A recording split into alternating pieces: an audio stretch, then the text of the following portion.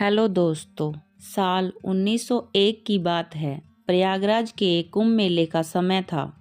चारों ओर से श्रद्धालु और साधु संत इलाहाबाद की ओर बढ़ रहे थे। रेलवे स्टेशन खचाखच भरे हुए थे और ट्रेनों में भीड़ का आलम था। दिल्ली से इलाहाबाद जाने वाली एक पैसेंजर ट्रेन अपने निर्धारित समय पर चल रही थी। ट्रेन में तरह तरह के यात्री थे। कुछ श्रद्धालु, कुछ व्यापारी और कुछ साधारण लोग। तीसरे डिब्बे के कोने में एक नागा साधु बैठा था। सिर पर जटाएं बांधे, शरीर पर भस्म लगाए और शांत मुद्रा में बैठे थे। उनका एक छोटा सा झोला और कमंडल उनके पास रखा था। उनकी आंखें बंद थी, जैसे वे ध्यान में हो। जब ट्रेन एक छोटे स्टेशन पर रुकी तो गार्ड और टिकट कलेक्टर डिब्बों का निरीक्षण करने आए। टिकट कलेक्टर ने साधु को देखकर कहा, बाबा आपका टिकट। नागा साधु ने धीरे से आंखें खोली और कहा, मुझे यहाँ से कुंभ जाना है। टिकट कलेक्टर ने कड़क आवाज में कहा, यहाँ बिना टिकट यात्रा नहीं हो सकती, आपको उतरना होगा। साधु ने शांत स्वर में उत्तर दिया, यह गाड़ी मुझे मेरे स्थान तक पहुंचा देगी। यह सुनकर टिकट कलेक्टर नाराज हो गया। उसने गार्ड को बुलाया और कहा, यह बाबा बिना टिकट के यात्रा कर रहे हैं, इन्हें उतारना होगा। गार्ड ने साधु से कहा, बाबा आप उतर जाइए, बिना टिकट के यात्रा करना नियम के विरुद्ध है। साधु ने गहरी सांस लेते हुए कहा, जो होना है वह होकर रहेगा। लेकिन कर्मचारियों ने उनकी न सुनी। उन्हें जबरन ट्रेन से उतार दिया। साधु के उतरते ही गार्ड ने सीटी बजाई और ड्राइवर ने ट्रेन को आगे बढ़ाने के लिए इंजन चालू किया।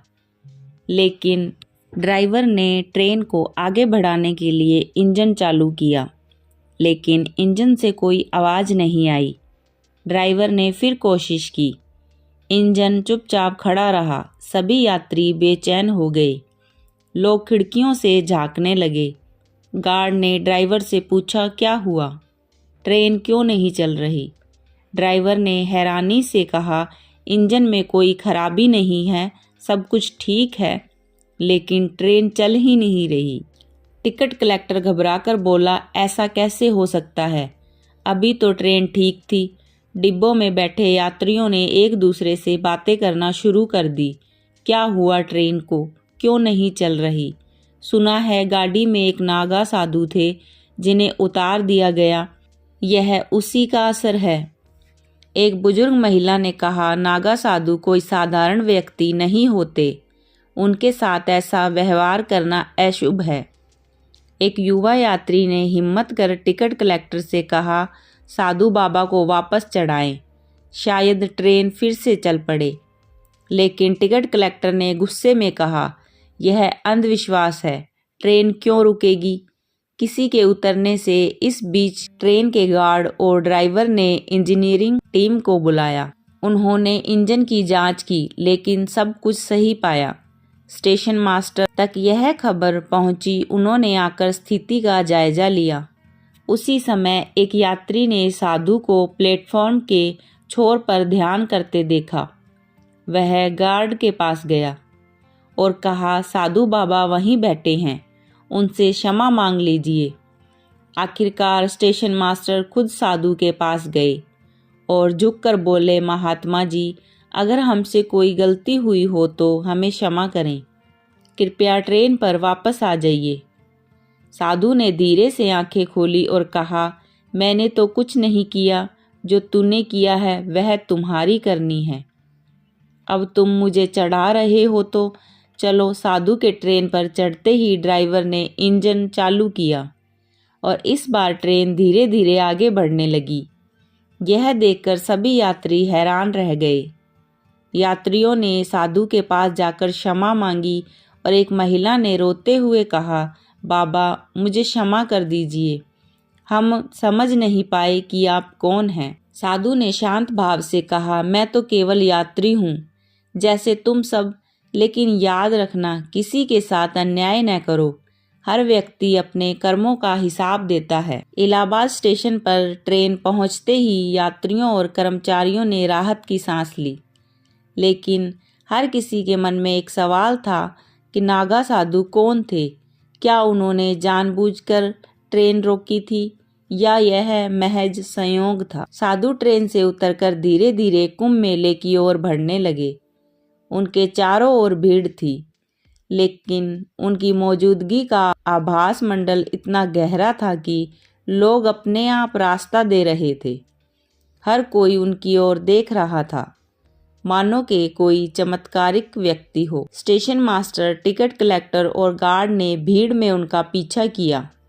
वे उनके पास जाकर बोले, महात्मा जी, कृपया हमें माफ़ कर दीजिए। हमने आपसे अनजाने में अपमानजनक व्यवहार किया। क्या आप हमें बताना चाहेंगे? साधु मुस्कुराया और बोले, मैं कौन हूँ यह महत्वपूर्ण नहीं है, लेकिन यह याद रखना कि जीवन में किसी को बिना समझे दंडित न करना। ट्रेन का रुकना तुम्हारे कर्म का परिणाम था, न कि मेरी किसी शक्ति का। स्टेशन मास्टर ने झुककर कहा, महात्मा जी, क्या हमें कभी अपने कर्मों का प्रायश्चित करने का अवसर मिलेगा? साधु ने जवाब दिया, हर कर्म का हिसाब समय पर मिलता है। अगर सच्चे हृदय से प्रायश्चित करोगे तो मुक्ति संभव है। साधु कुंभ के मुख्य घाट पर पहुंचे। वहां पहले से ही नागा संप्रदाय के कई साधु जमा थे। जैसे ही वह पहुंचे, बाकी नागा साधुओं ने उनका स्वागत किया। उनमें से एक वरिष्ठ साधु ने कहा, आपने अपनी यात्रा पूरी कर ली, लेकिन आपकी आंखों में आज भी अनसुलझे प्रश्न हैं। क्या आप कुंभ के कारण आए हैं या किसी अन्य उद्देश्य से? साधु ने उत्तर दिया, इस बार कुंभ केवल स्नान का नहीं बल्कि आत्मा की शुद्धि का है। मेरे मार्ग में बाधा आई वह एक संकेत था। दूसरे साधु ने पूछा, कैसा संकेत? साधु ने गहरी सांस लेते हुए कहा, यह दुनिया कर्मों की वजह से बंधी हुई है, लेकिन लोग अपने कर्मों को भूलकर दूसरों को दोष देते हैं। मैंने उस ट्रेन को इसलिए नहीं रोका क्योंकि मैं नाराज था। यह सब इसलिए हुआ ताकि लोग अपने भीतर झांक सके। साधु के इस कथन ने वहां मौजूद संतों और श्रद्धालुओं को विचार में डाल दिया। भीड़ बढ़ती जा रही थी। लोग साधु की एक झलक पाने के लिए उमड़ पड़े। किसी ने पूछा, महात्मा जी, क्या हमें भी हमारे कर्मों का फल मिलेगा? साधु ने मुस्कुराते हुए कहा, हर व्यक्ति अपने कर्मों का फल अवश्य पाता है, लेकिन जो समय रहते अपने कर्म सुधार ले उसे मुक्ति कहते हैं। एक महिला रोते हुए बोली, बाबा, मेरे पति का स्वभाव बहुत कठोर है। क्या मैं उनकी मुक्ति के लिए कुछ कर सकती हूँ? साधु ने उसे सांत्वना देते हुए कहा, तुम्हारा प्रेम और विश्वास ही उनका उद्धार करेगा। अपने कर्म को शुद्ध रखो। कुंभ का अंतिम दिन था। साधु ने घाट पर स्नान किया और कुछ क्षणों के लिए ध्यान में बैठ गए। उनका तेज इतना बढ़ गया कि लोग आंखें मिलाने की हिम्मत नहीं कर पा रहे थे। ध्यान से उठकर उन्होंने कहा, अब मेरा समय पूरा हो गया।